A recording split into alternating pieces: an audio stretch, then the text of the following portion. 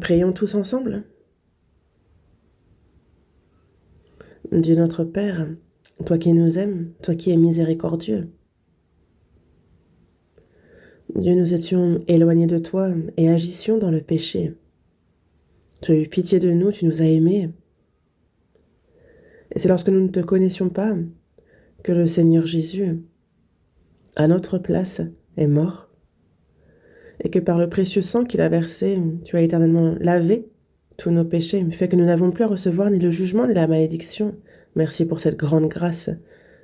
Et tu nous as fait comprendre ton amour. Tu nous as donné la vie éternelle. Tu nous as donné cette espérance éternelle. Merci Seigneur pour ton aide. À cette heure, nous qui avons reçu la rédemption éternelle par le précieux sang du Seigneur versé pour nous, sommes réunis devant toi pour louer ta grande grâce, ton grand amour, pour apprendre ta parole. Merci pour la communion. À cette heure encore, Seigneur, nous croyons en ce que tu es avec nous. Et tes regards sur chacun d'entre nous.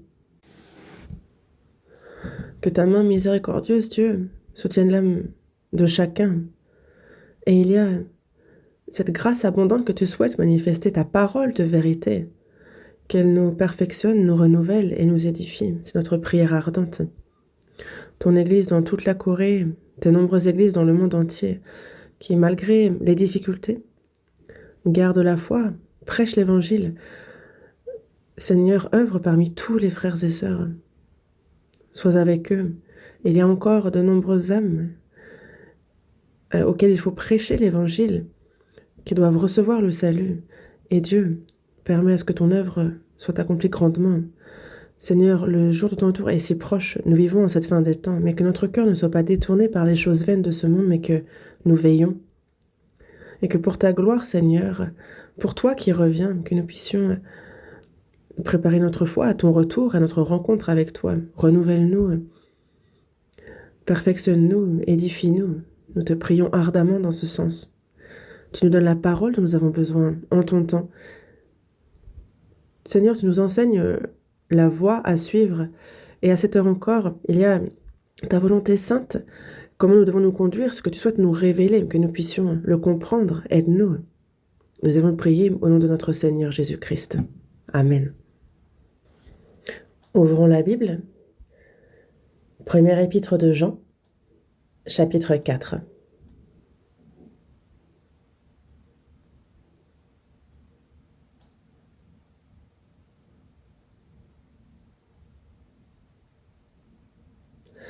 Première épître de Jean, chapitre 4, du verset 9.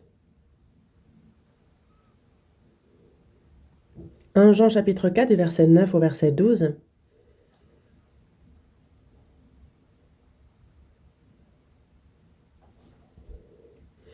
Je lis. 1 Jean, chapitre 4, à partir du verset 9.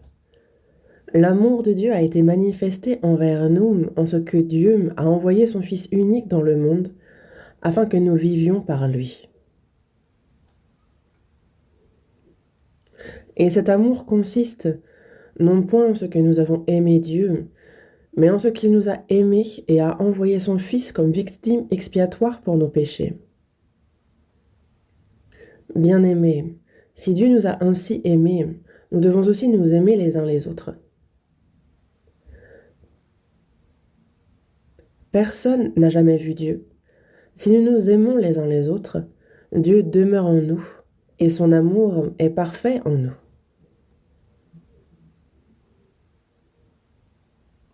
Jusqu'ici?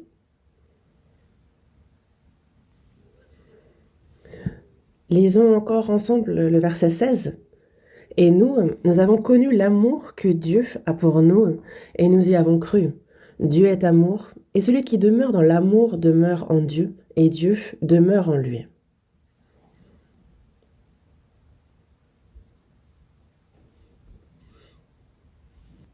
Donc cette première épître de Jean a été écrite par le plus jeune des 12 disciples de Jésus, par l'apôtre Jean.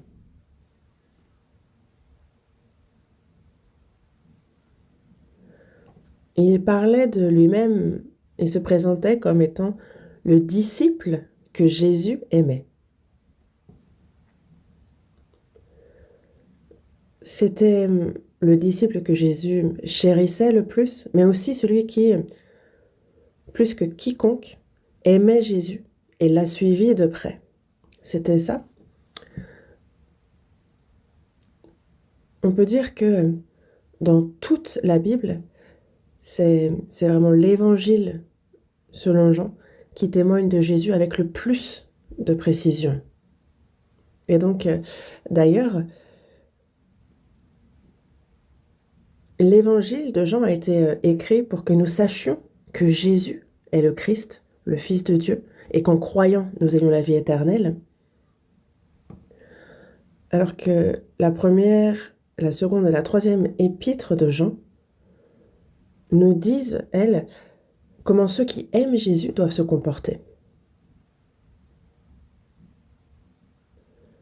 Et souvenez-vous que lorsque Jésus était cloué sur la croix et qu'il a enduré 6 heures de souffrance, les disciples, eux, se sont tous dispersés. Mais seul l'apôtre Jean, lui, est resté là, au pied de la croix, avec Marie, la mère de Jésus.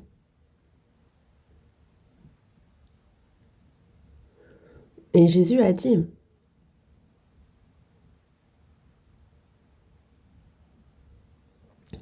donc Jésus, il voit sa mère qui est auprès du disciple qu'il aimait, et il dit, femme, voilà ton fils. Puis il dit au disciple, voilà ta mère. Et donc dès ce moment, en fait, le disciple prie chez lui. On sait que il y a désormais l'apôtre Jean qui prend Marie chez lui. Et il dit, femme, voici ton fils. Et en regardant Jean, il lui disait, voici ta mère. Et on voit donc que dès ce moment, le disciple prie Marie chez lui.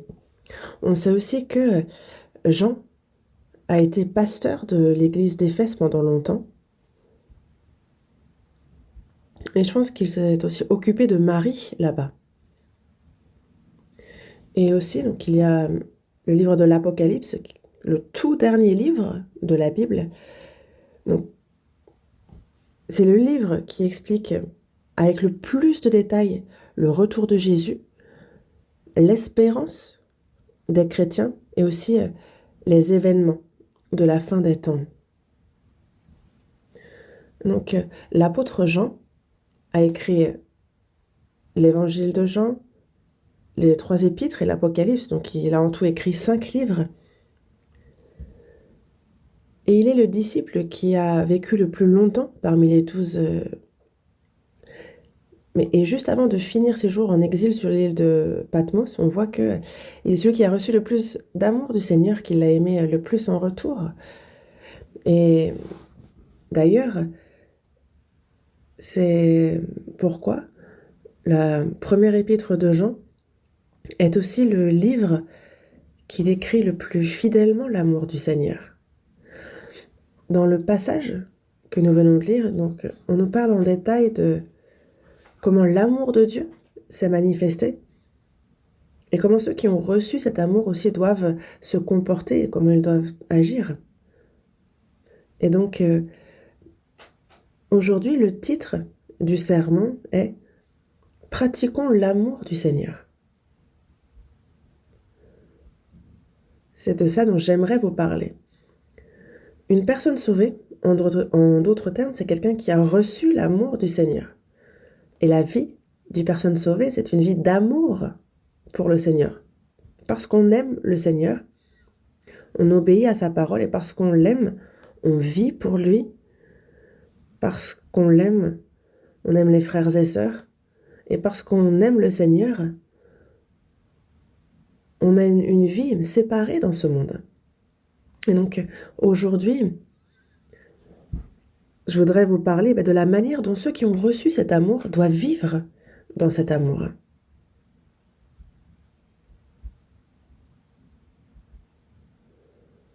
Dans 1 Jean, chapitre 4, verset 16, il est bien dit que Dieu est amour. Ce n'est pas Dieu a beaucoup d'amour, mais Dieu est l'essence même de l'amour, c'est l'amour même. En anglais, God is love. Dieu est amour.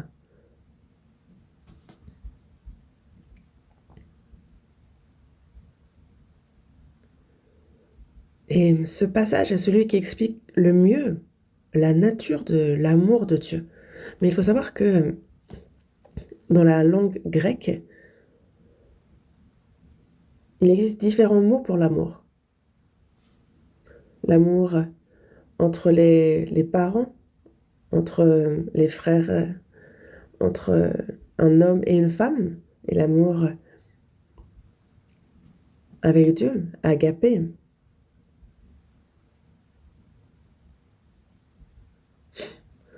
Et l'agapé, c'est cet amour spécial, un amour absolu, saint, éternel et inconditionnel. Et c'est avec donc cet amour agapé qu'il est écrit que Dieu nous a aimés. Nous avons connu et cru l'amour que Dieu a pour nous. Dieu est amour.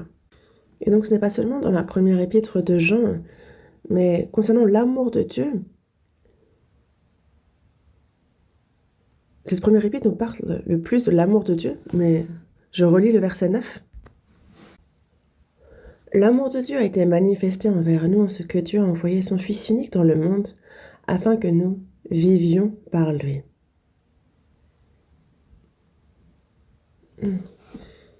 L'amour de Dieu s'est manifesté ainsi. Et il dit que personne n'a vu Dieu. Jamais. Dans l'Ancien Testament, Dieu a manifesté sa puissance, ses miracles et son œuvre du salut à travers le peuple d'Israël. Mais pourtant, parmi le peuple d'Israël, personne n'a jamais vu Dieu. Et aussi, même après la venue de Jésus, bien que Dieu ait œuvré pour le salut des âmes, personne n'a jamais vu Dieu.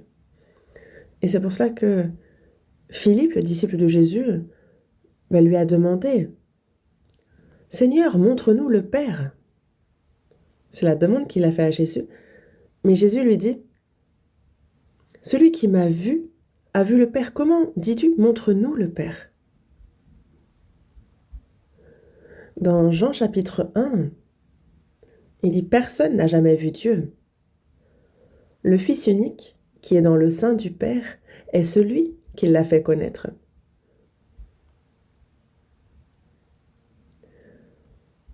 Non, c'est par le Fils unique, Jésus, que Dieu s'est manifesté. Donc, Jésus est le Dieu invisible venu dans un corps d'homme, et à travers Jésus, Dieu a donné sa parole, son amour, il a révélé qui il était. Et sa puissance, la puissance de Dieu aussi, s'est manifestée à travers Jésus. Donc, Jésus est venu pour manifester Dieu. L'amour de Dieu a été manifesté envers nous. Et il s'agit d'un amour tout particulier.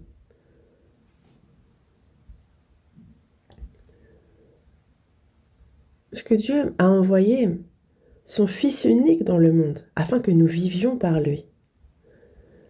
Et le but pour lequel il a envoyé son Fils unique, c'est afin que nous, qui étions morts par nos péchés et par nos offenses, qu'il nous redonne la vie, afin de nous accorder la vie éternelle, de nous amener dans son royaume éternel. C'est pour cette œuvre que Dieu a envoyé son Fils unique.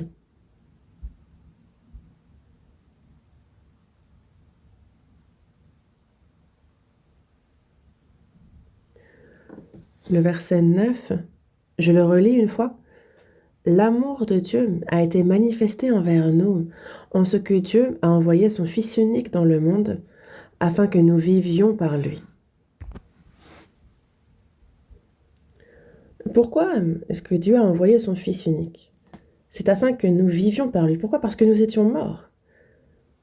Tous les hommes, donc créés à l'image de Dieu, c'est en un seul homme, Adam, que tous les hommes sont tombés dans le péché.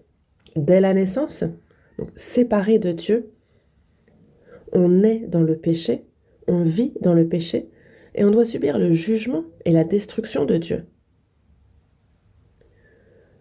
Mais Dieu créa l'homme à son image, et afin que l'homme ne périsse pas, mais qu'il obtienne la vie éternelle, Dieu a donc envoyé son Fils unique sous forme humaine, afin que nous vivions par lui. Il a manifesté envers nous son amour, il a accompli tout ce qui était nécessaire pour nous sauver. Et c'est ça qu'on appelle la grâce de Dieu. Lorsqu'on comprend et qu'on croit en cet amour et en cette grâce, on reçoit le salut. Et c'est pour cela que dans Éphésiens chapitre 2, versets 4 et 5, il dit « Mais Dieu, qui est riche en miséricorde, à cause du grand amour dont il nous a aimés, nous qui étions morts par nos offenses, nous a rendus à la vie avec Christ. C'est par grâce que vous êtes sauvés. »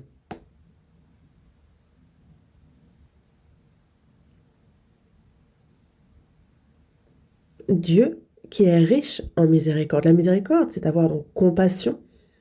Peu importe l'ampleur du péché, la compassion est sans condition. L'homme, lui, s'était éloigné de Dieu. Il a commis toutes sortes de péchés, de mauvaises actions, et c'est à cause de cela qu'il est devenu ennemi de Dieu. Et pourtant, Dieu n'a pas abandonné l'homme. Il y a ce grand amour dont il nous a aimés. Et il y a donc Dieu qui est riche en miséricorde. C'est à cause du grand amour dont il nous a aimés que nous qui étions morts par nos offenses, il nous a rendus à la vie avec Christ. Et c'est quand on comprend cela, qu'on croit en cette grâce que l'on est sauvé. C'est par grâce que vous êtes sauvés. Et c'est pour ça que dans Éphésiens chapitre 2, verset 1, il est bien dit « Vous étiez morts par vos offenses et par vos péchés. » Pour arracher nos âmes à la destruction éternelle et de nous emmener dans son royaume éternel, Jésus est venu dans ce monde. C'est ce qui est écrit.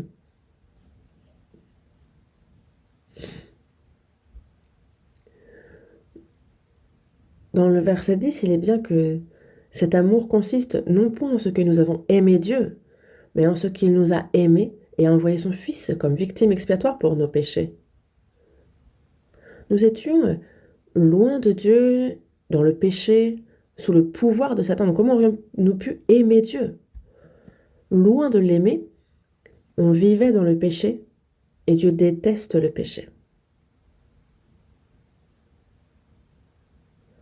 Dans Romains chapitre 5, il est bien dit que lorsque nous étions ennemis, l'homme pêche. Et ce péché nous rend ennemis de Dieu. Nous étions ennemis. C'est alors que Dieu prouve son amour envers nous en ce que lorsque nous étions encore des pécheurs, Christ est mort pour nous. C'est ce qu'il nous dit.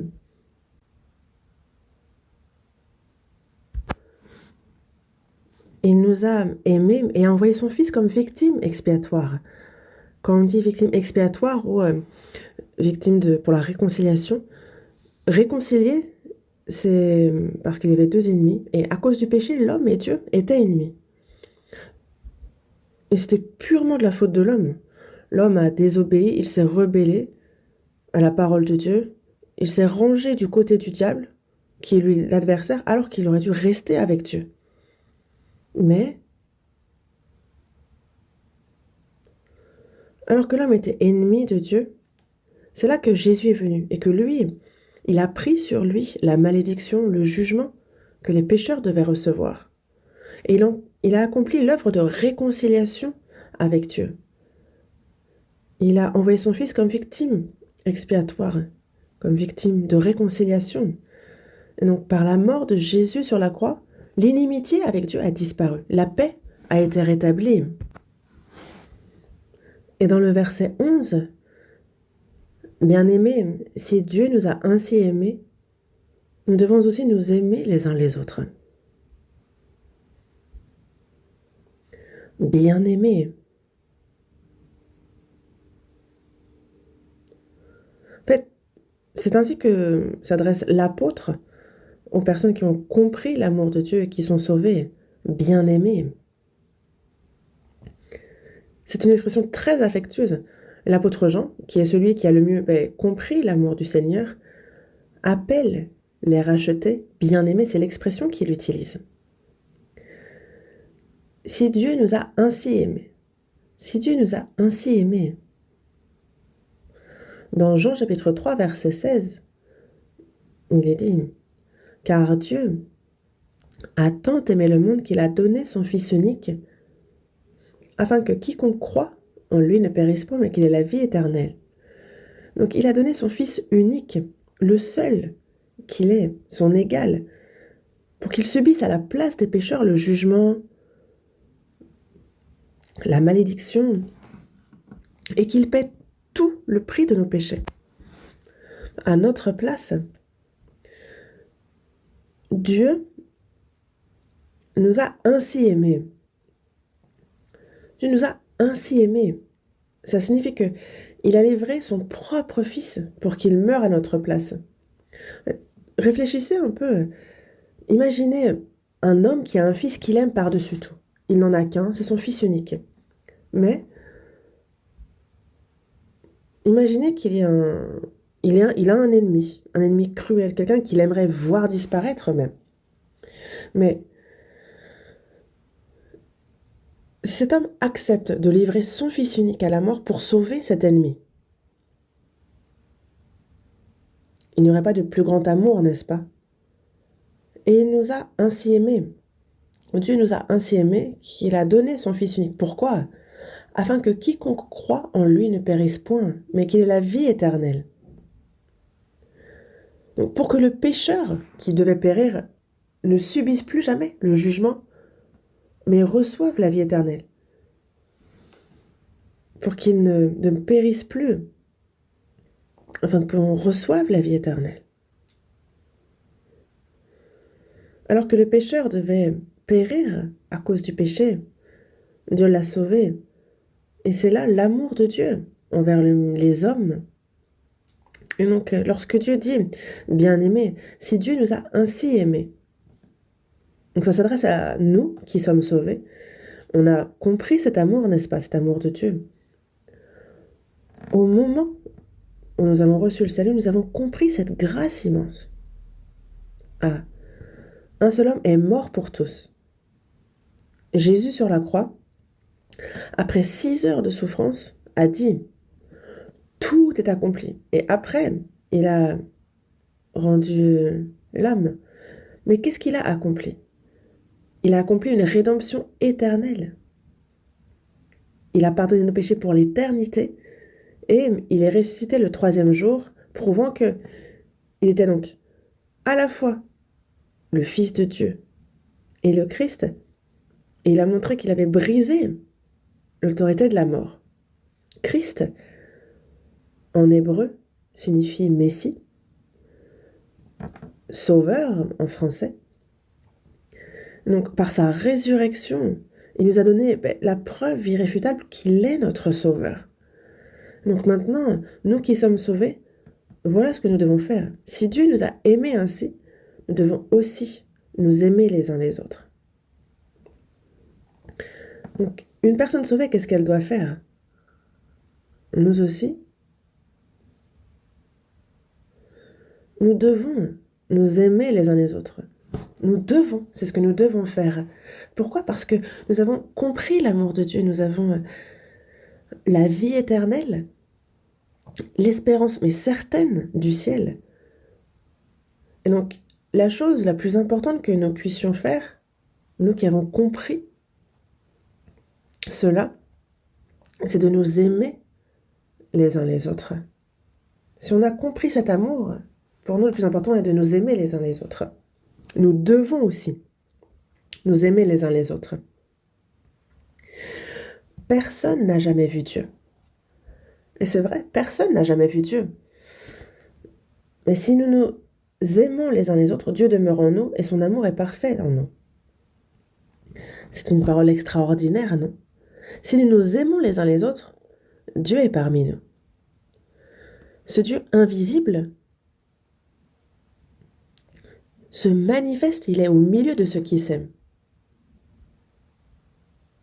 Dieu demeure en nous et son amour est parfait en nous.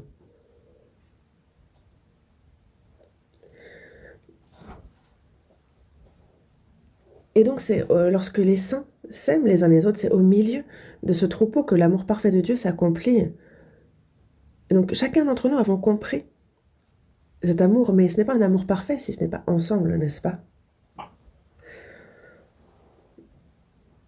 Donc nous, individuellement, on n'a pas encore compris parfaitement cet amour. On a encore des désirs charnels, des choses qui ne plaisent pas à Dieu. Mais quand nous nous aimons les uns les autres, alors l'amour de Dieu, petit à petit, se perfectionne en nous. L'homme seul,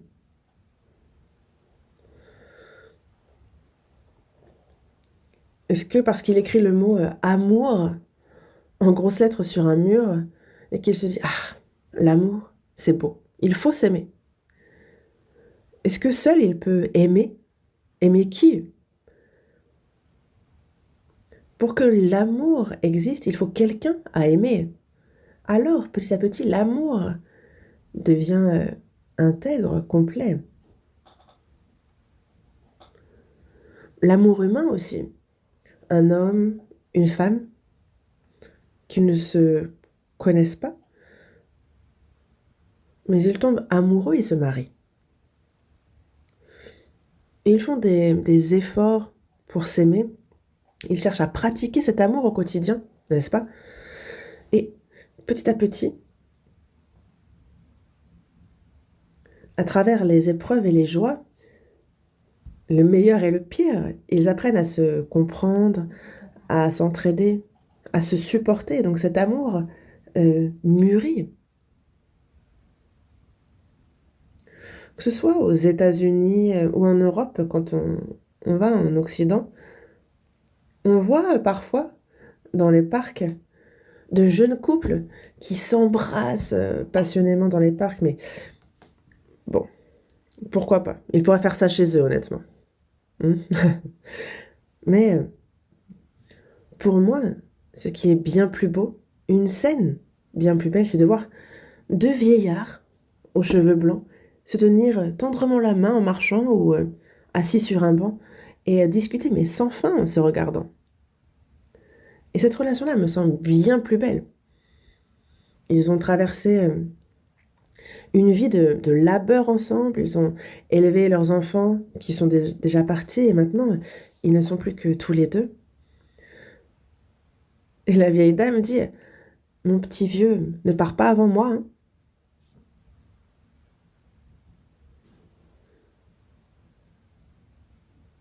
Et lui, qu'est-ce qu'il répond? C'est toi, hein, tu ne dois pas partir la première. On doit partir ensemble.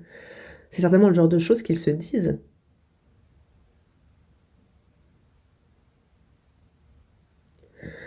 Il y a un film qui s'appelle La promesse d'Hassan, si vous connaissez.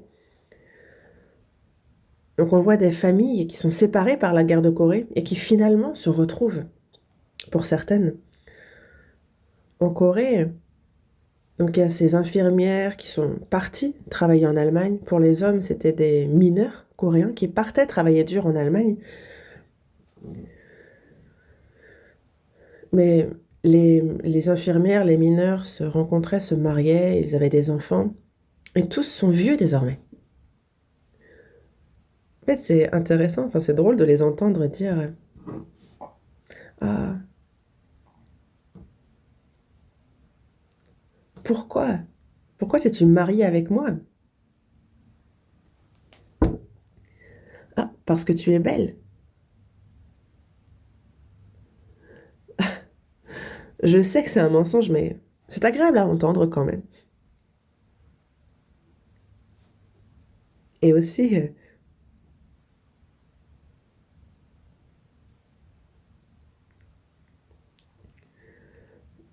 le, le grand-père demande à la grand-mère, et toi? Et toi? Pourquoi tu m'as épousée? Parce que je t'aimais, évidemment. Ça sonne faux, mais c'est agréable à entendre quand même. Et ils ont ce genre de conversation, c'est amusant. Et oui, avec le temps, l'amour dépasse le simple sentiment physique ou émotionnel pour devenir un amour vraiment spirituel, un amour de caractère. Donc c'est comme s'il se sanctifiait. Il devient petit à petit parfait. Pour nous, les saints sauvés, c'est la même chose. Une fois sauvés, on a compris l'amour de Dieu. Mais seul, on ne peut pas le mettre en pratique. On ne peut même pas savoir comment le mettre en pratique si nous sommes seuls de notre côté. Mais c'est au travers de la communion avec nos frères et sœurs, qui eux aussi ont compris le même amour, qui c'est en servant le Seigneur ensemble, en prêchant l'évangile ensemble, que l'amour de Dieu se perfectionne en nous.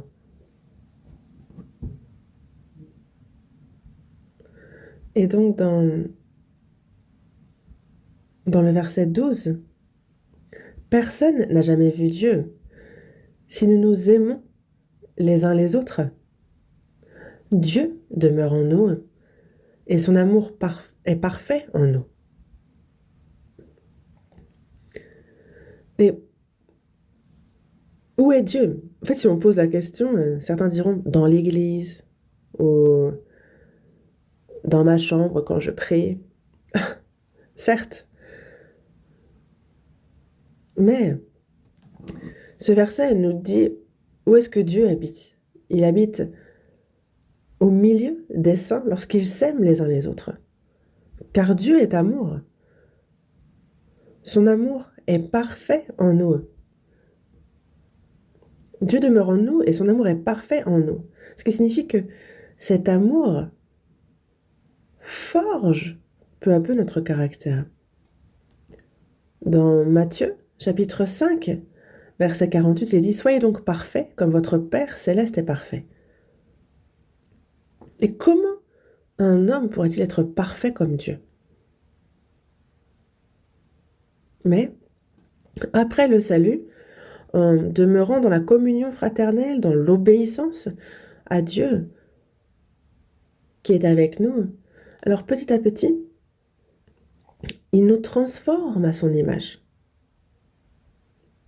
Dans Galates chapitre 4, verset 19, il dit bien « Mes enfants, pour qui j'éprouve de nouveau les douleurs de l'enfantement jusqu'à ce que Christ soit formé en vous. » Il y a ce verset. Et on a compris l'amour de Dieu, on a reçu le salut. Et le caractère de Dieu se forme en nous petit à petit, afin que Christ soit formé en vous, afin que on lui ressemble de plus en plus. Un enfant finit par ressembler à ses parents, physiquement, et aussi, il leur ressemble en caractère. Mais nous aussi, nous qui sommes sauvés, on apprend de Dieu, on apprend de notre Père, et on commence à lui rassembler. Et c'est pour ça qu'il nous dit « Soyez donc parfaits comme votre Père céleste est parfait ». Dans la seconde épître de Pierre, chapitre 1, verset 4, il dit « Afin que par elle, vous deveniez participants de la nature divine ». Et c'est pour ça que le plus important est que nous qui avons compris l'amour de Dieu, le plus important est que nous vivions dans cet amour.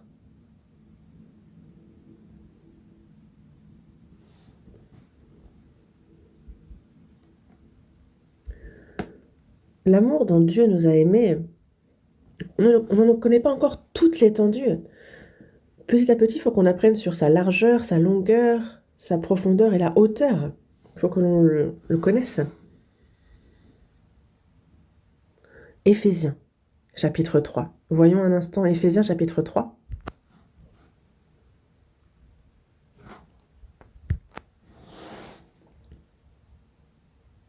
Éphésiens, chapitre 3, verset 18.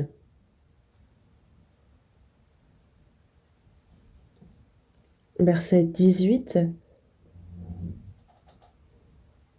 18 et 19, lisons ensemble.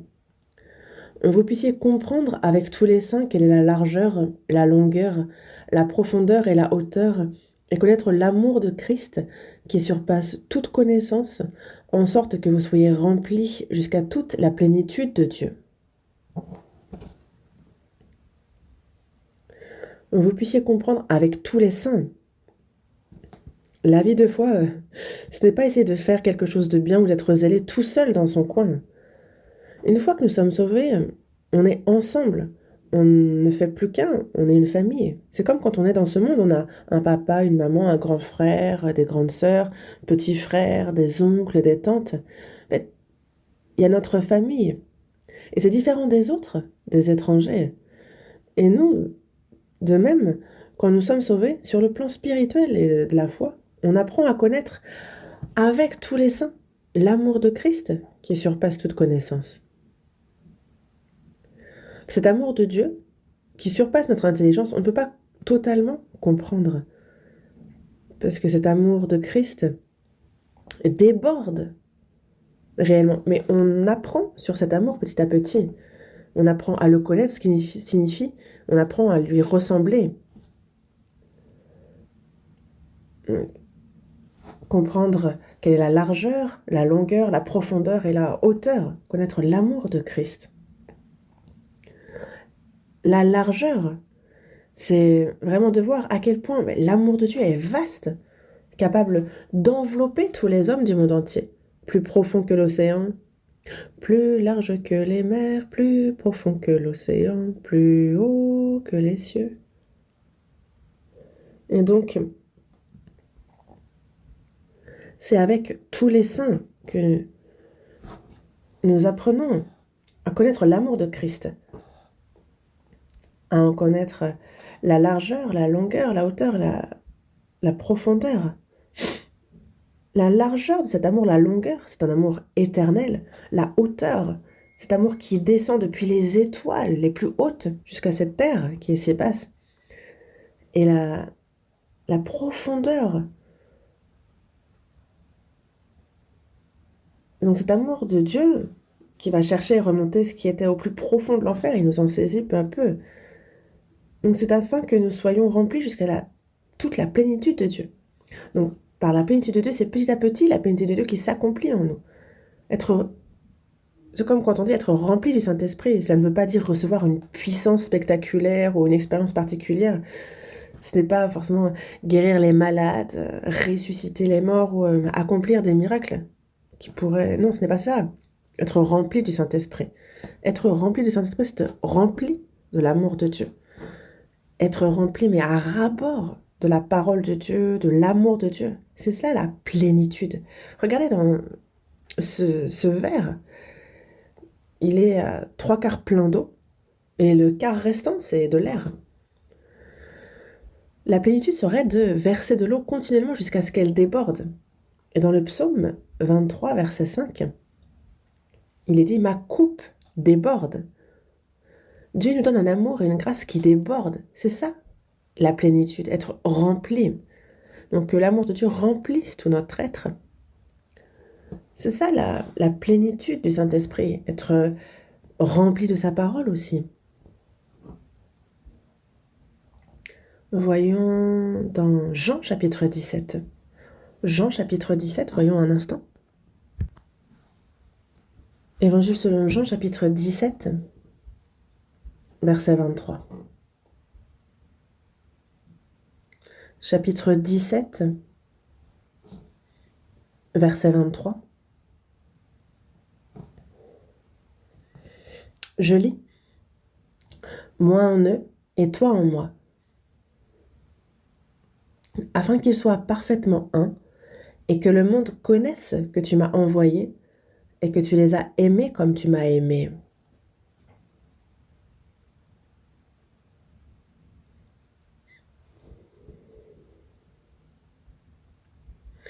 Donc ici, c'est afin qu'ils soient parfaitement un et que le monde connaisse que tu m'as envoyé, que tu les as aimés comme tu m'as aimé. Qui est celui que Dieu aime le plus? C'est son Fils unique. Quand Jésus a été baptisé dans le Jourdain et qu'il ressort de l'eau, les cieux se sont ouverts et une voix se fit entendre des cieux. Celui-ci est mon Fils bien-aimé, en qui j'ai mis toute mon affection. Donc qu'est-ce que Dieu pourrait aimer plus que son propre fils. Et Jésus dit bien, comme le Père m'a aimé, je vous ai aussi aimé. Et l'amour dont Dieu nous aime,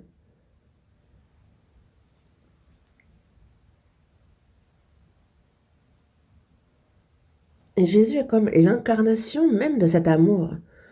Dieu est amour et Jésus est l'amour de Dieu en personne.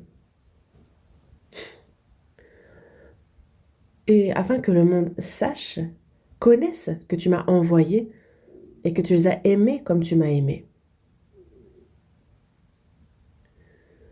Ça signifie que Dieu le Père, il nous a aimés de la même manière qu'il a aimé son propre Fils unique. Est-ce que vous avez à comprendre ça? À quel point est-ce que cet amour est immense? Mais il a manifesté cet amour vertigineux. Et dans la Genèse, chapitre 22, verset 2, on voit qu'il s'adresse à Abraham et lui dit, « Prends ton fils, ton unique, celui que tu aimes, Isaac, va-t'en au pays de Morija, et là, offre-le en holocauste. »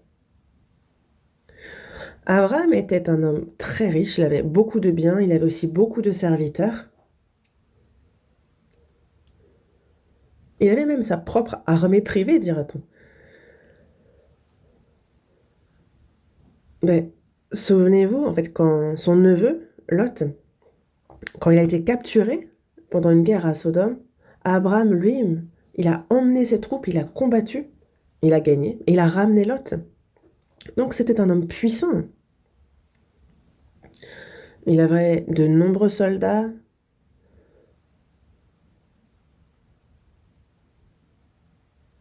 Il avait une fortune immense à l'époque, parce que à l'époque, quand on disait avoir des biens, c'était le bétail, des bœufs, des chevaux, des chèvres, des moutons. Il avait beaucoup. Il avait même beaucoup de serviteurs. Mais là, Dieu lui dit, ton fils, ton unique, celui que tu aimes, va-t'en au pays de Morija et là, offre-le en holocauste. D'habitude, on sacrifiait un agneau en holocauste, mais cette fois, Dieu lui dit, c'est ton fils qui sera sacrifié. Isaac, le fils qui lui est né quand il avait 100 ans, Isaac devait avoir 12 ans, 14 ans. Il était vraiment dans la fleur de l'âge, si beau. Mais Dieu lui demande d'aller au pays de Morija, de l'offrir en holocauste, ce qui consiste à le brûler et à l'offrir comme un agneau. Parce que l'holocauste est un sacrifice par le feu. Et qu'est-ce qu'Abraham a dit? Est-ce qu'il a dit, Seigneur, tout sauf ça. Je peux tout faire, mais égorger mon fils unique? Dieu, est-ce que tu aurais changé d'avis? Ça, ce n'est pas possible. Qu'il ait dit, je ne sais pas, laisse-moi en parler à ma femme, ou qu'il ait demandé du temps pour réfléchir. Non, rien de tout cela. Abraham a dit, oui. Et il n'en a parlé à personne. Parce que s'il en avait parlé à sa femme, qu'aurait dit sa femme? T'es fou. Dieu a dit ça. Dieu aurait changé d'avis? Non, ce n'est pas Dieu, c'est le diable que tu as écouté, c'est hors de question.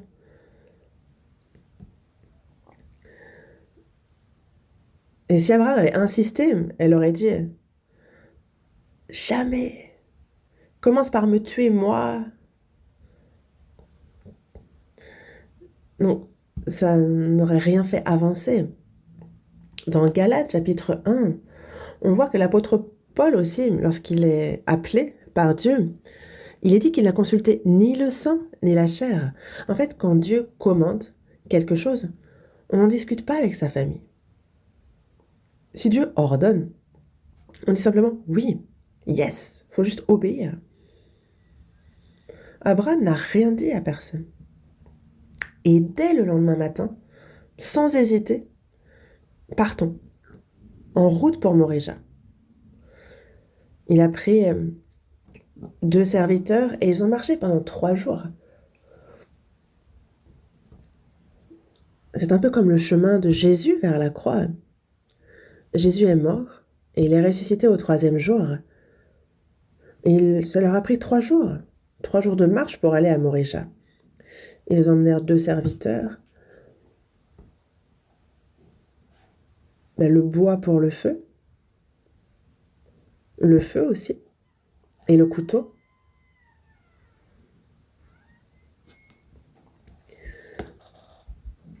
Mais donc, arrivé au pied de la montagne, en fait, Abraham dit aux serviteurs, restez ici.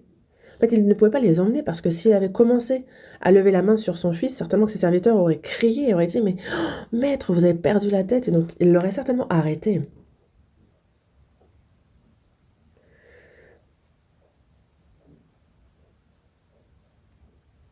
Et donc, Abraham charge le bois sur le dos d'Isaac. Donc, il porte le feu, le couteau. Et Isaac, il commence à se poser des questions parce que il a déjà vu des sacrifices offerts à Dieu. Mais cette fois-ci, il demande à son père, il dit, ben, mon père, voici le feu et le bois, mais où est l'agneau pour l'Holocauste? Où est le sacrifice? Qu'a dit Abraham? Ah, le sacrifice, c'est toi. Il ne pouvait pas dire ça. Son cœur devait vraiment être en train de se déchirer. Mais ce qu'il a répondu, il a répondu, mon fils, Dieu se pourvoira lui-même de l'agneau pour l'Holocauste. Donc ils arrivent en haut, à Morija, il y a l'autel, et Abraham dit à Isaac, cette fois, l'agneau qui est agréable à Dieu, celui que Dieu veut, c'est toi. Oh, c'est vrai? Oui, c'est... Donne-moi tes mains. Et il le ligote solidement. Mais Isaac a dû dire, Père, attache-moi bien. On se rend compte vraiment que Isaac a été très obéissant. Il doit avoir 14 ans, mais imagine s'il s'était débattu, s'il avait voulu s'échapper, il aurait pu. Mais non, il a dit, oui, si Dieu l'a dit, il faut le faire. Et Abraham donc met son fils sur le bois, il lève le couteau pour l'égorger. Il allait frapper quand? Que s'est-il passé? Vous savez, n'est-ce pas? Abraham, Abraham. Il l'appelle 2 fois, donc on voit que Dieu est pressé. Stop!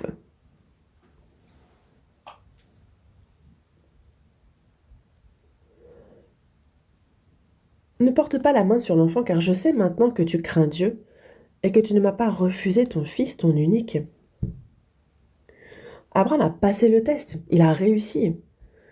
Mais comment il a pu faire ça? Parce que Dieu lui avait promis qu'à travers Isaac, sa descendance serait aussi nombreuse que les étoiles. Mais si Dieu le tue, comment la promesse s'accomplirait-elle? Donc on le voit dans Hébreux chapitre 11, verset 19. Il pensait que Dieu est puissant, même pour ressusciter les morts. Aussi le recouvrira-t-il par une sorte de résurrection.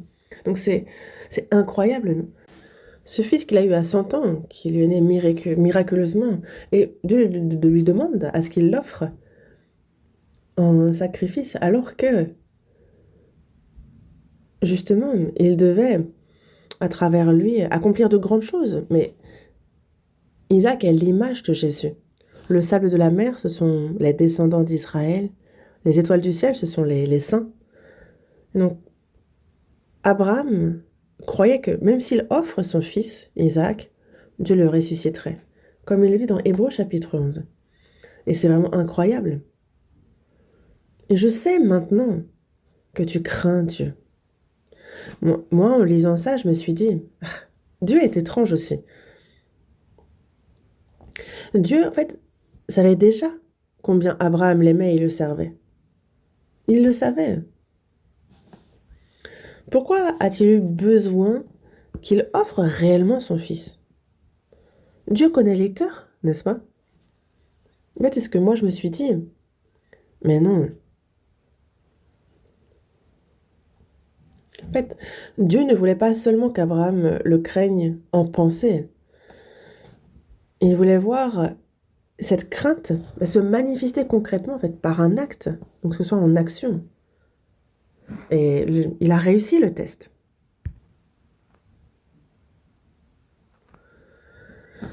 Parce que Abraham, il lui a demandé donc son fils unique Isaac. Il lui a dit prends-le, va à Morija et offre-le en holocauste. Ça ressemble à quoi? Dieu, à son fils unique qui se charge de la croix, qui monte à Golgotha. C'est exactement la même image. Mais pourquoi est-ce que Dieu sauve les pécheurs en offrant son unique sur la croix? Pourquoi a-t-il fait qu'il souffre de toutes les hontes possibles, de toutes les souffrances? C'est que Dieu nous montre combien il nous aime, et non pas seulement en parole. Dieu n'a pas aimé seulement en parole, mais il a été jusqu'à donner son unique, son fils, à le faire mourir. Et s'il ne l'avait pas réellement manifesté, comment aurions-nous pu savoir que Dieu nous aime réellement? Et que ce n'est pas seulement en parole. On ne peut pas aimer seulement en parole. Non pas seulement... Parce que c'est un amour faux, si seulement en parole et avec la langue. Et on le lit dans Jean. Dans le premier épître de Jean, n'aimons pas en parole avec la langue, mais en action et avec vérité.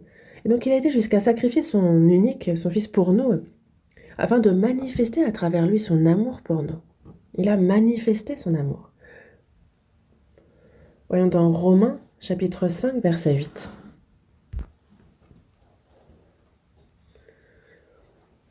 Romains, chapitre 5, verset 8.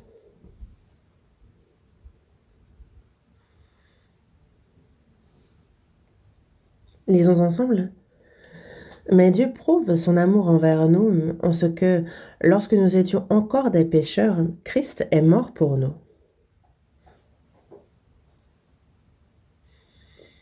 Lorsque nous étions encore des pécheurs, lorsque nous étions encore souillés, lorsque nous étions encore ennemis, car c'est lorsque nous étions encore des pécheurs que Christ est mort pour nous. Car c'est lorsque nous étions ennemis, nous avons été réconciliés, mais Dieu a prouvé son amour envers nous. Nous étions éloignés de Dieu, nous étions dans le péché lorsque nous étions inimitiés contre lui. Il a donné son Fils unique à notre place. Et ça, c'est afin de manifester, de prouver son amour envers nous. Et il n'y a pas de plus grand amour possible, n'est-ce pas?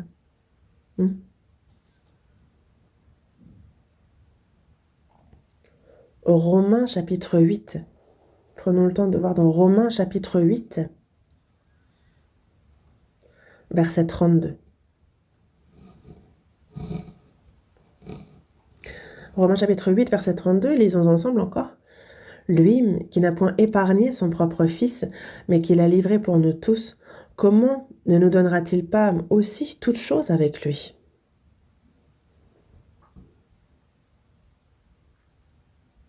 Lui qui n'a point épargné son propre Fils, lui qui n'en avait qu'un, alors que Dieu est égal. Dans Philippiens chapitre 2, verset 6, il dit que Jésus est égal avec Dieu. Dieu n'a donc que ce Fils, son unique. Mais il nous dit bien, lui qui n'a point épargné son propre Fils, mais qui l'a livré pour nous tous, comment ne nous donnera-t-il pas aussi toutes choses avec lui?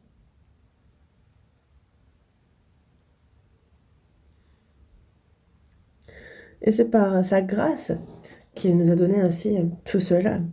Et donc, qu'est-ce qu'il ne donnera-t-il pas en plus?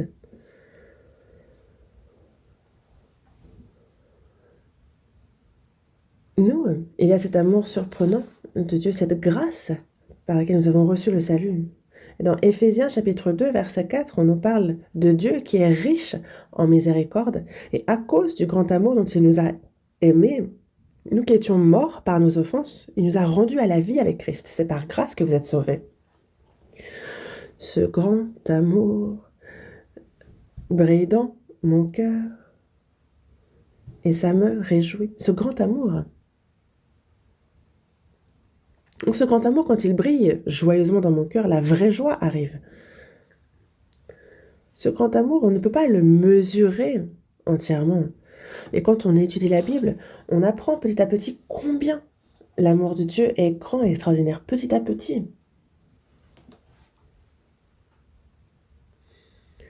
Le jour de la fête des mères, les enfants chantent toujours. On dit que le ciel est haut, très haut, mais moi je connais quelque chose d'encore plus haut. La grâce de ma mère qui m'a mise au monde et m'a élevée. Cette grâce, cet amour semble plus haut que le ciel bleu. En fait, ils chantent bien, n'est-ce pas? Vous aussi, vous avez chanté ça, n'est-ce pas? Et pourtant, ça ne vous a pas empêché de ne pas écouter vos parents, n'est-ce pas? Vous avez fait des bêtises, n'est-ce pas? Ah, donc des fois, ces paroles sont des mensonges. On parle de l'amour d'une mère, d'un père, on les décrit ainsi, mais en fait, il y a la fête des mères, la fête des pères. Et cet amour, oui, il est vaste, il est haut, mais si on a vraiment compris cet amour, alors on doit y obéir. Nous chantons souvent des cantiques. Je t'aime plus qu'avant. Je t'aime d'un amour sincère, toi mon Seigneur. Mais puisque le Seigneur est mort pour moi, je l'aime plus qu'avant. Est-ce que c'est le cas? Est-ce qu'on l'aime vraiment plus? Si on l'aime, alors ça doit se voir dans notre vie. Bon, faire semblant quand on y pense, et puis ne rien faire quand on n'a plus envie, ne pas obéir.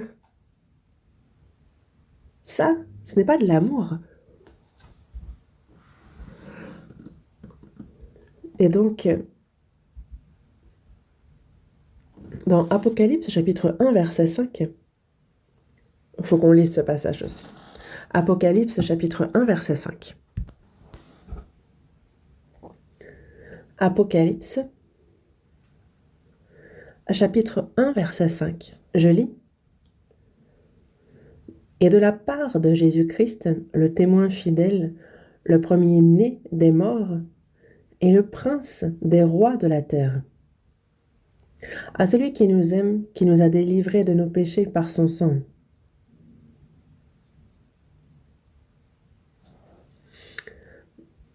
Dieu nous a aimés. Et il y a celui qui nous aime, qui nous a délivrés de nos péchés par son sang. Il nous a délivrés de nos péchés par son sang. Donc Dieu nous aime. Christ est mort à notre place par le sang qu'il a versé, nous a libérés, il nous a donné la liberté face au péché. Et tout ça, ça a été accompli par l'amour de Dieu. Il nous a délivrés de nos péchés par son sang. Dans d'autres traductions, il est écrit qu'il nous a lavés de nos péchés par son sang. Il nous a délivrés de nos péchés par son sang. Voyons aussi dans la seconde épître aux Thessaloniciens, chapitre 2.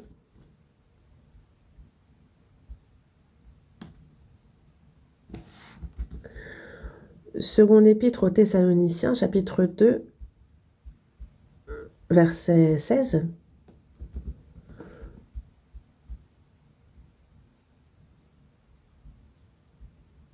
Chapitre 2, verset 16, on lit ensemble. Que notre Seigneur Jésus-Christ lui-même est Dieu notre Père qui nous a aimés et qui nous a donné par sa grâce une consolation éternelle et une bonne espérance. Ici, il est écrit que notre Seigneur Jésus-Christ lui-même est Dieu notre Père qui nous a aimés et qui nous a donné par sa grâce une consolation éternelle et une bonne espérance.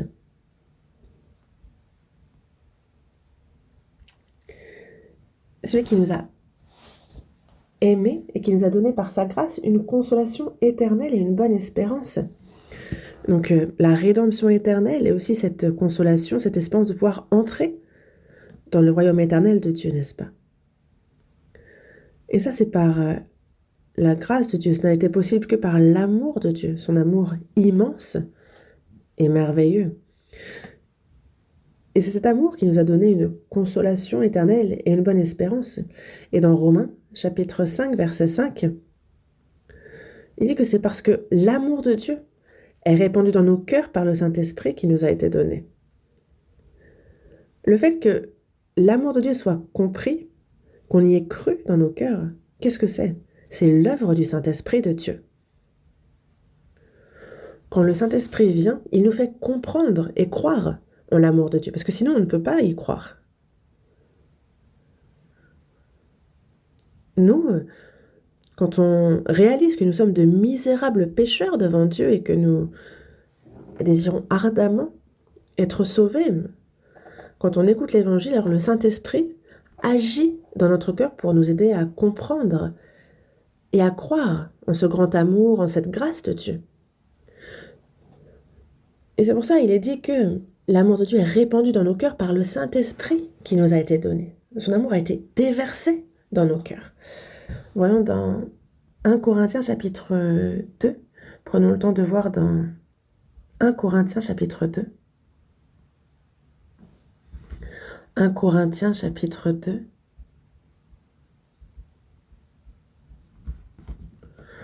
Verset 12. Lisons ensemble encore. Or, nous n'avons pas reçu l'esprit du monde, mais l'esprit qui vient de Dieu, afin que nous connaissions les choses que Dieu nous a données par sa grâce.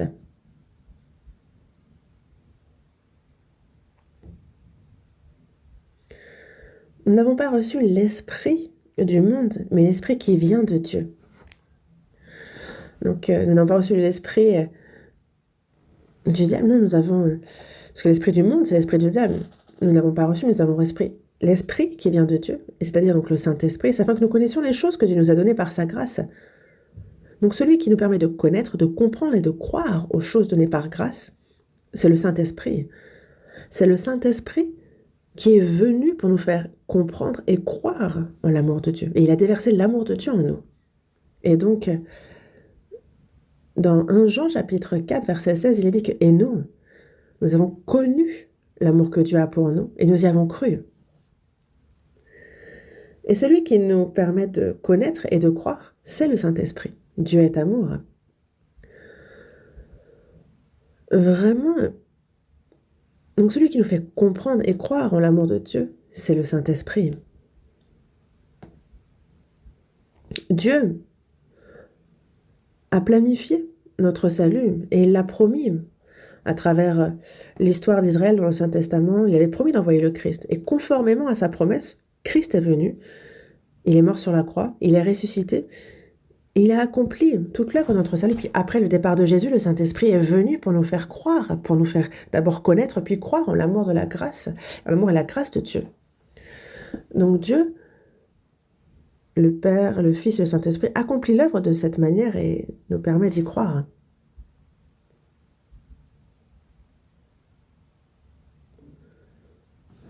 Voyons dans Jean, chapitre 21.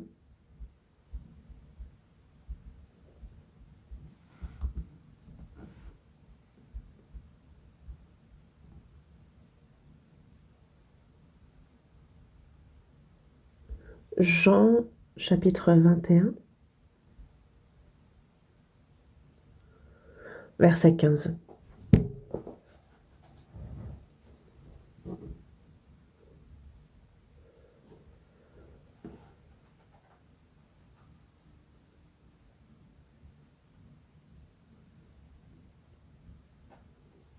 Jean chapitre 21, verset 15. Après qu'ils eurent mangé, Jésus dit à Simon-Pierre, « Simon, fils de Jonas, m'aimes-tu plus que ne m'aiment ceux-ci » Il lui répondit, « Oui, Seigneur, tu sais que je t'aime. » Jésus lui dit, « Paie mes agneaux. »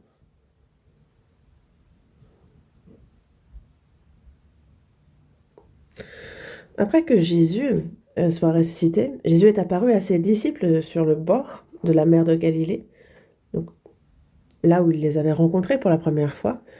Et donc les disciples s'étaient rassemblés.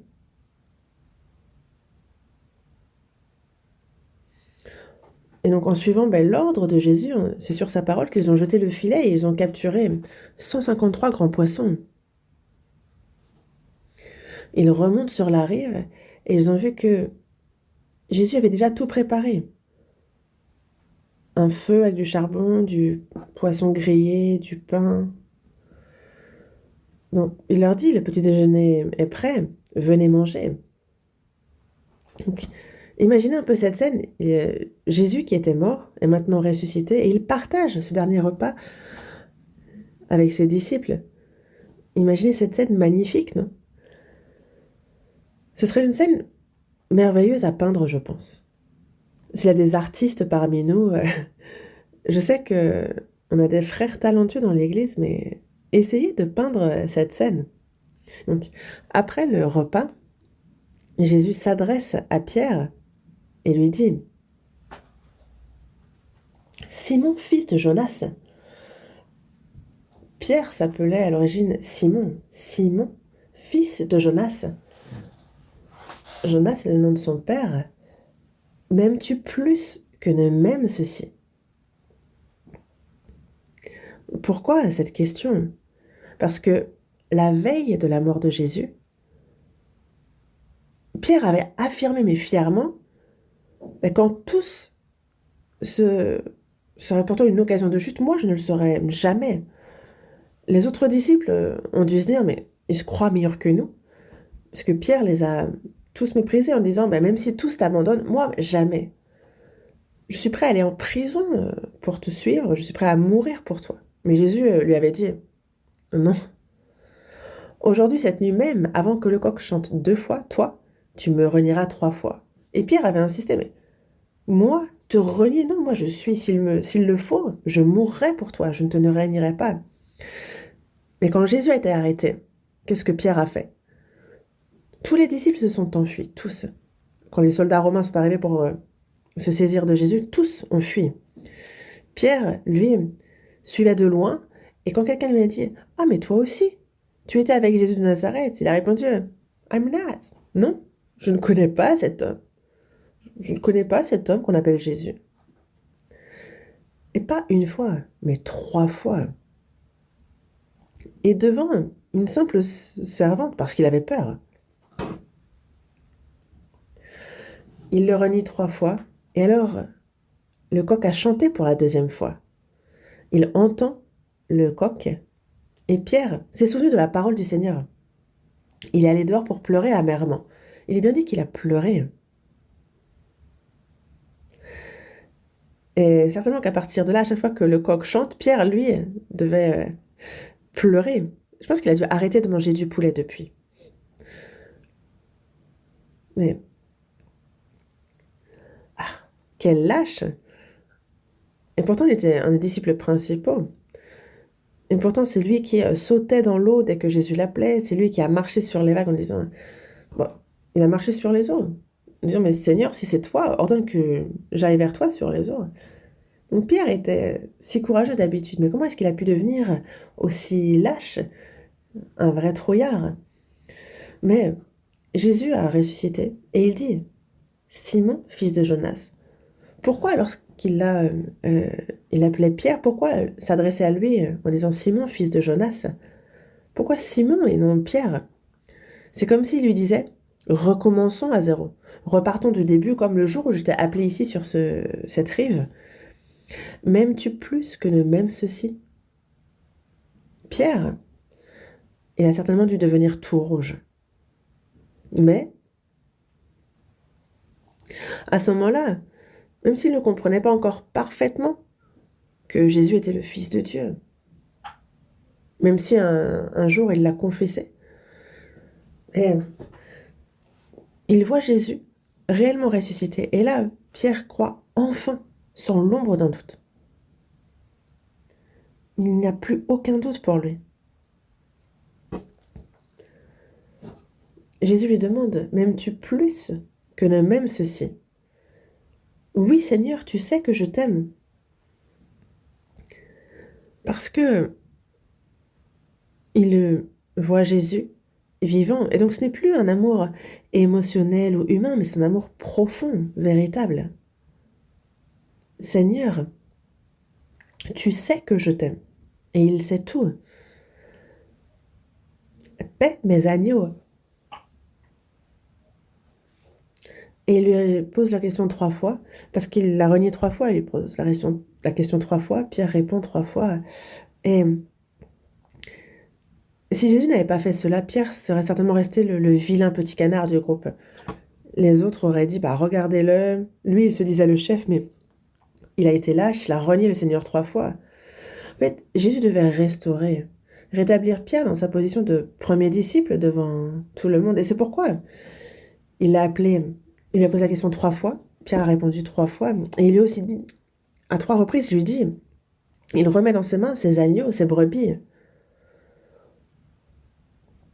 Donc il rétablit ici Pierre dans les autres disciples. Et le Seigneur, s'il nous pose la question aujourd'hui, la même question, est-ce que vous êtes prêts? Qu'allez-vous répondre? Il demande à chacun d'entre nous,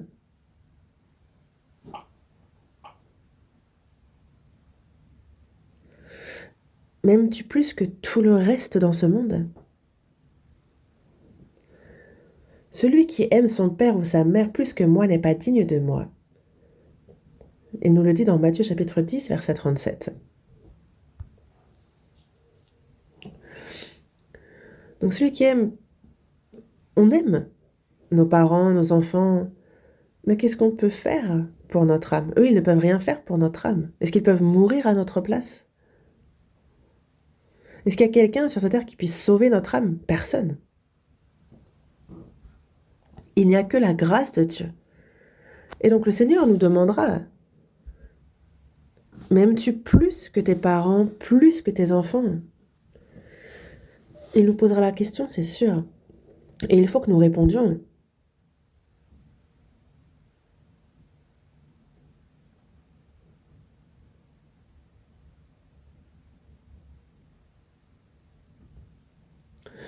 Lorsqu'il s'adresse à Abraham et qu'il lui dit « Prends ton fils, ton unique, celui que tu aimes, et offre-le en sacrifice », s'il nous demandait de faire la même chose, s'il nous demandait la même chose, qu'est-ce qu'on ferait? Est-ce qu'on serait capable, nous aussi, de lui offrir ce qu'on a de plus cher, nos fils, nos filles, comme Abraham a sacrifié Isaac? Est-ce que nous aussi on pourrait le faire? Dieu exige que nous l'aimions plus que toute autre chose dans ce monde. C'est ce qu'il nous demande. Et il faut qu'on lui réponde. Pierre lui a répondu à 3 reprises la même chose. Et le Seigneur nous demande aussi. Parce que le Seigneur nous aime. Et c'est pour ça que il a fait un sacrifice immense pour nous. Mais Dieu, non seulement il nous aime, mais il désire aussi être aimé par nous en retour. M'aimes-tu?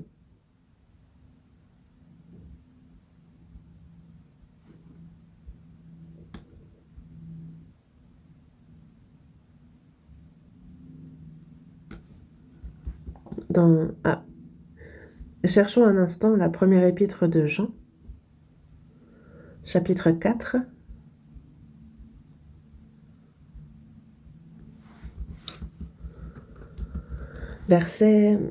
Lisons ensemble le chapitre 4, verset 19.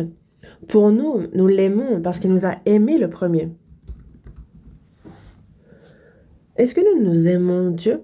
Oui ou non? Est-ce que vous l'aimez? À quel point?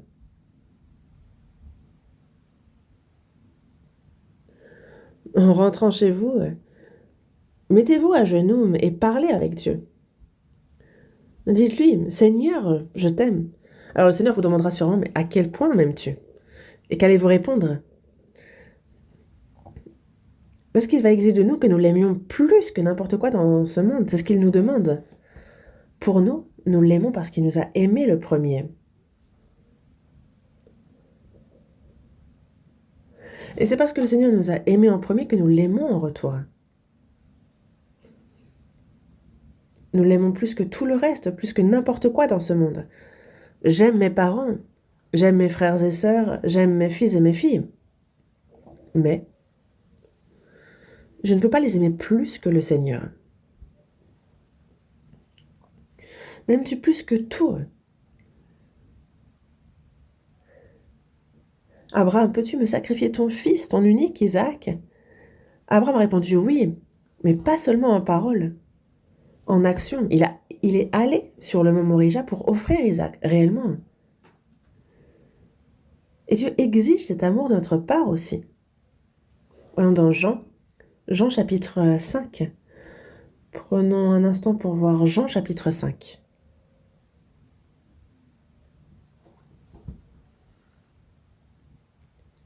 Jean chapitre 5, verset 42.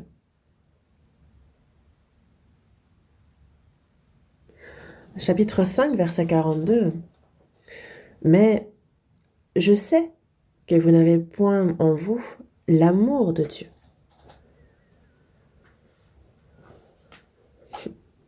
Jésus a dit ça aux Juifs pendant qu'il leur parlait. Il dit, je sais, mais je sais que vous n'avez point en vous l'amour de Dieu. L'amour de Dieu n'est pas en vous. Le Seigneur, il transperce nos cœurs du regard. Il sait si nous l'aimons vraiment ou si ce n'est que du bout des lèvres. Il sait si c'est du fond du cœur que nous l'aimons plus que tout ce qui existe au monde. Dieu le sait, le Seigneur le sait. Dans 1 Corinthiens chapitre 8, verset 3, il dit que « Mais si quelqu'un aime Dieu, celui-là est connu de lui. » Dieu connaît qui sont ceux qui l'aiment. Il sait à quel point on l'aime.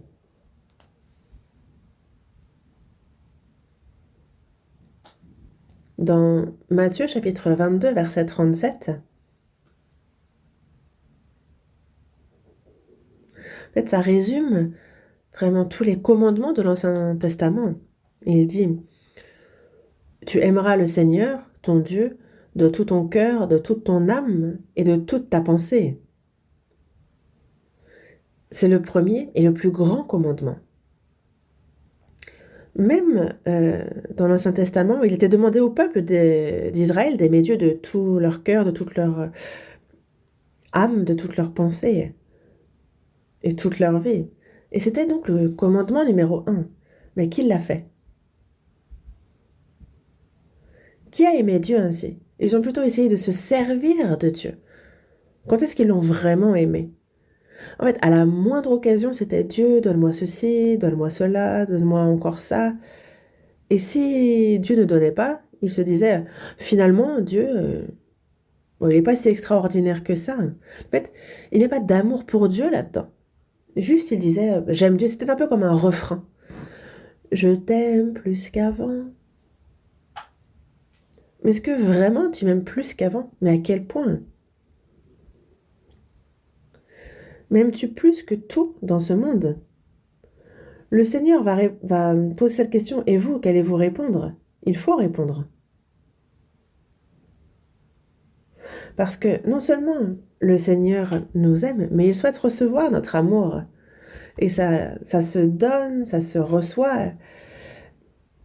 Et ce n'est pas seulement on reçoit l'amour. L'amour, c'est un échange, ça va, ça vient, recevoir de l'amour sans pouvoir en donner en retour, ça c'est vraiment malheureux. Après avoir reçu l'amour, on doit être capable aussi d'aimer en retour. Jésus m'a aimé, alors moi aussi j'aime Jésus. Pour me racheter, il est descendu et il est mort sur la croix.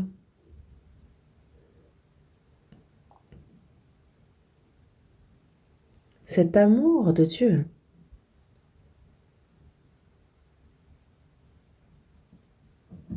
Voyons dans les psaumes. Psaume 145. Psaume 145.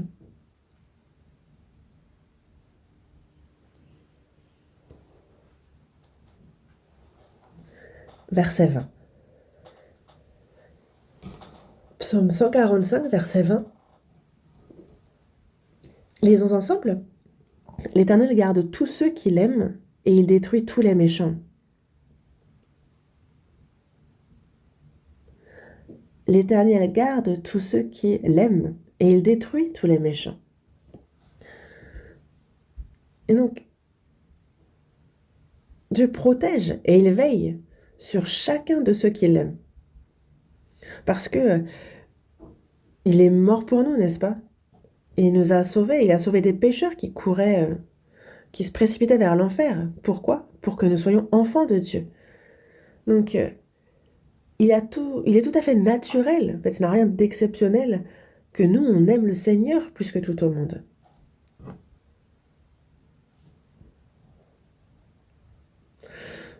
Et si nous aimons,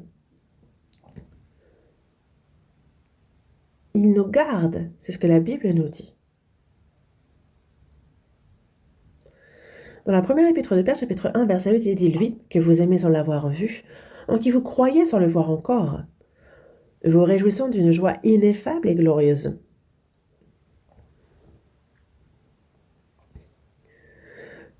Et vous obtiendrez le salut de vos âmes pour prix de votre foi. Nous, jamais on a vu Jésus, mais c'est à travers la parole, on a compris sa grâce et on a été sauvés.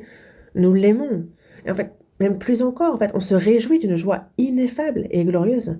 Parce que, en comprenant l'amour de Dieu, donc en étant sauvé et en vivant dans l'obéissance par amour pour lui, alors en fait, on expérimente, on jouit de cette joie immense.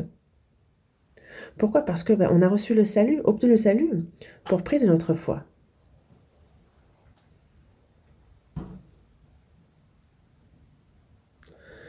Le psaume 18, verset 2 dit « Je t'aime, ô Éternel,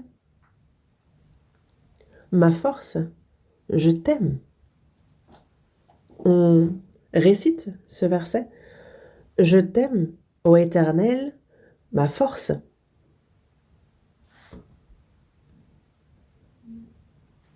Seigneur, tu es ma vie, tu es mon espérance éternelle.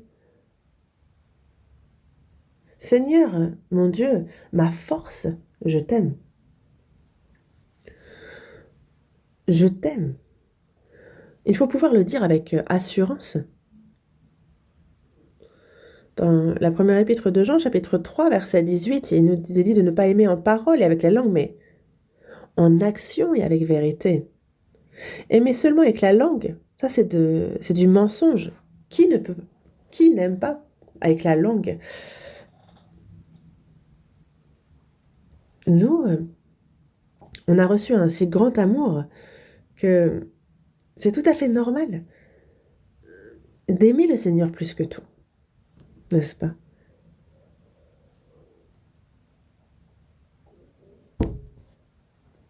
Seconde épître aux Corinthiens, chapitre 5. On regarde encore un peu dans la Bible. Seconde épître aux Corinthiens, chapitre 5, verset 14. Chapitre 5, verset 14. Lisons ensemble. « Car l'amour de Christ nous presse, parce que nous estimons que si un seul est mort pour tous, tous donc sont morts. »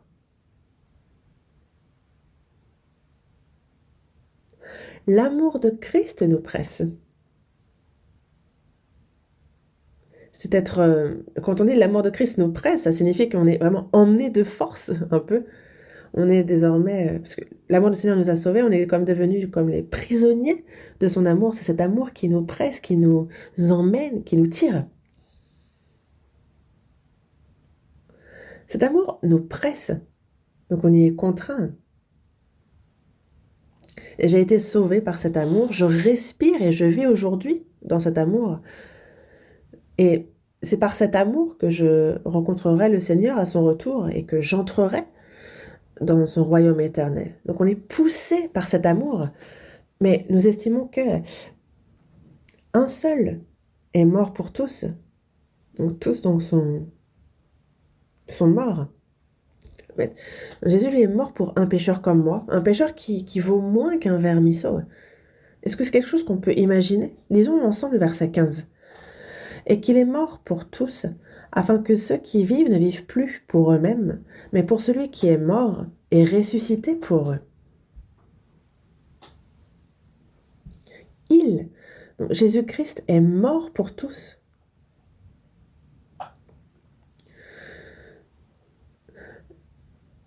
Il est mort afin que ceux qui vivent, donc ceux qui sont sauvés par lui, donc celui qui est sauvé, ne vit plus pour lui-même. Ah, pour qui il vit alors?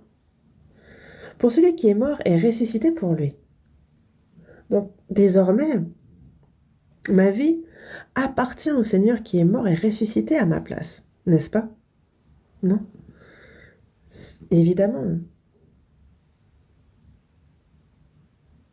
En fait, quand on pense à cette grâce, au fait qu'il nous a aimés jusqu'à la mort, donc même si nous mourions 100 fois pour lui, on ne pourrait jamais rembourser notre dette. Ta grâce et ton amour, je ne peux te les rendre, mais mon cœur faible et mon corps vil seront tes serviteurs.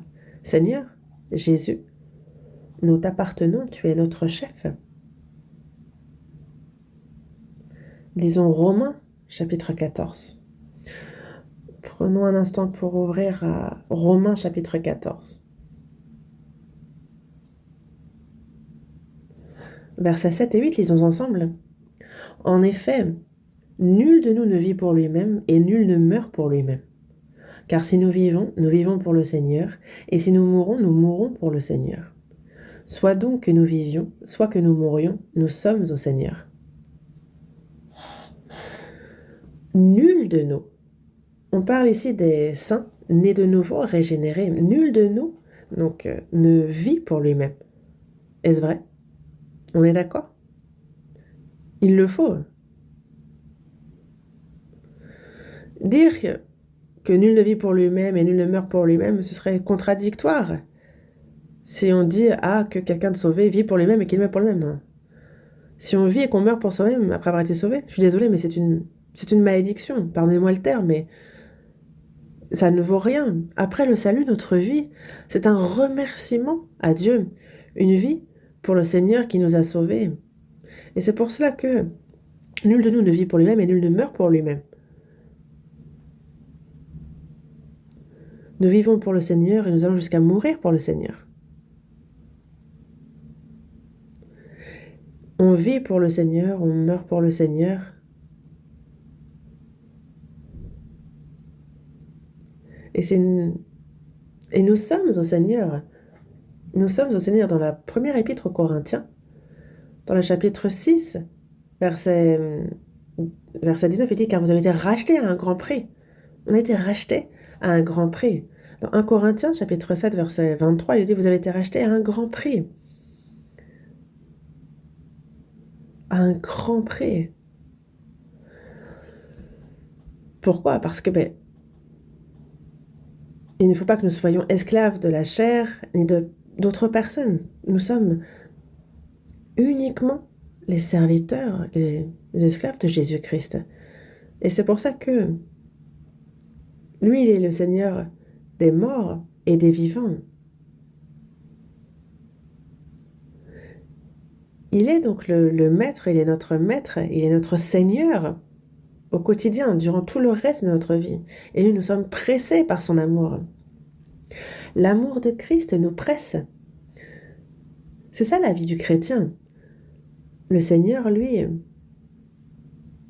nous aime. Mais il regarde à quel point est-ce que nous l'aimons. Il transperce nos cœurs pour voir à quel point on l'aime. Il y a Zinzendorf. C'est un homme né de nouveau, mais il était comte en Allemagne. Et un jour, il s'est retrouvé dans une galerie d'art devant un tableau de Jésus crucifié. Et il portait la couronne d'épines. Et en fait, on dit qu'il s'est effondré parce qu'il a lu une inscription qui dit « J'ai fait tout ceci pour toi. Et toi, que fais-tu pour moi? What are you doing for me? J'ai fait tout ça pour toi. J'ai fait tout cela. Et toi, que fais-tu pour moi? » Et Zinzendorf a pleuré, accablé au pied de ce tableau. Et il a pleuré amèrement. Et il s'est dit « C'est vrai.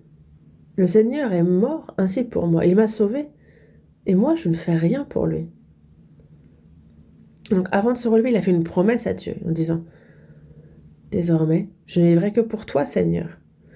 Il est comte, donc il avait une immense fortune, mais il a tout donné. Il a rencontré John Wesley et il a consacré tous ses biens et sa vie entière ensuite à la mission dans le monde et à l'évangile.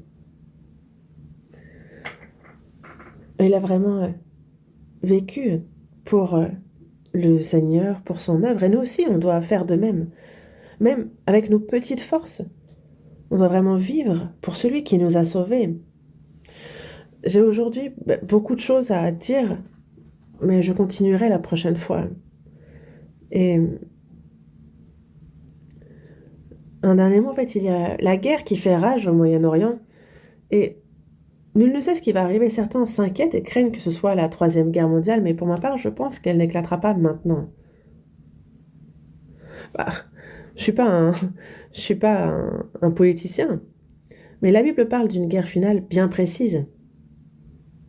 Ce que nous voyons là, aujourd'hui, c'est plutôt comme une bande-annonce un peu. Il y a ceux qui regardent la bande-annonce avant d'aller voir le film au cinéma. Donc c'est un peu comme si au cinéma, on a un peu un avant-goût. Mais ce conflit au Moyen-Orient, il ne faut qu'un doute que c'est un peu comme un prélude de la fin. J'aimerais vous en parler, mais je vais vous en parler plus en détail la prochaine fois. Mais si c'est la bande-annonce, c'est qu'il y a le film qui va commencer. Mais quand est-ce que cet événement arrivera? Probablement de notre vivant, ce n'est plus très loin. Le Seigneur peut revenir aujourd'hui même, parce que les signes qui précèdent son retour sont accomplis. La guerre finale ne sera pas une question de vainqueur ou de vaincu, ce sera le jugement de Dieu sur le monde, une guerre où tout le monde périt. Et donc en quelques jours, il y a plus de 3000 personnes qui sont déjà mortes au Moyen-Orient, donc c'est une guerre finale, une guerre totale. Mais ce jour est proche. Mais avant que ce jour n'arrive, Jésus reviendra dans les airs pour nous chercher, on sera enlevé. Et nous, il nous faut nous préparer à ce jour, à cette rencontre et vivre d'une manière digne de notre salut. Prions. De notre Père, toi qui es miséricordieux.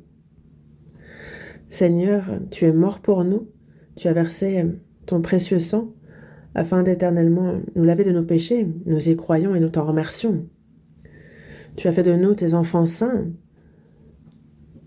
Tu nous as donné l'espérance glorieuse de pouvoir entrer dans ton royaume éternel. Merci Seigneur.